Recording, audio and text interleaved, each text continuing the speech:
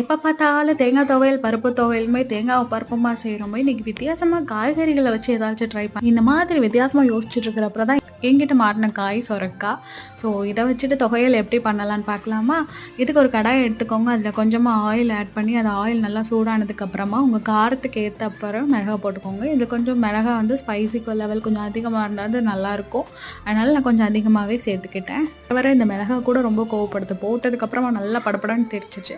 தெரிச்சதுக்கப்புறமா இந்த மிளகாவோட கலர் இந்த மாதிரி வெள்ளையா மாறினதுக்கப்புறம் இதை எடுத்துட்டு வச்சுட்டு இதுக்கப்புறமா பூண்டை நல்லா செவக்க வதங்க விட்டு எடுத்து வச்சுக்கோங்க. பூண்டு வதங்கினதுக்கப்புறமா மெயின் இன்க்ரீடியண்ட்டான சொரக்காவை ஆட் பண்ணி சொரக்காய் நல்லா செவந்து வதங்கினதுக்கப்புறமா இதெல்லாம் நல்லா ஆற விட்டு அப்புறமா கொஞ்சம் குறைன்னு அரைச்சி எடுத்துக்கோங்க. கொஞ்சம் யூஸ்வலாக கொடுக்குற தாளிப்பு கொடுத்தா ரொம்ப டேஸ்ட்டான சொரக்காய் துவையல் ரெடி. எக்ஸ்பெக்ட் பண்ண லெவலை விட கொஞ்சம் அதிகமாகவே இந்த டேஸ்ட் இருந்துச்சு. தேங்காய் துவையலுக்கும் மேலே இருந்துச்சு, நல்லா இருந்துச்சு.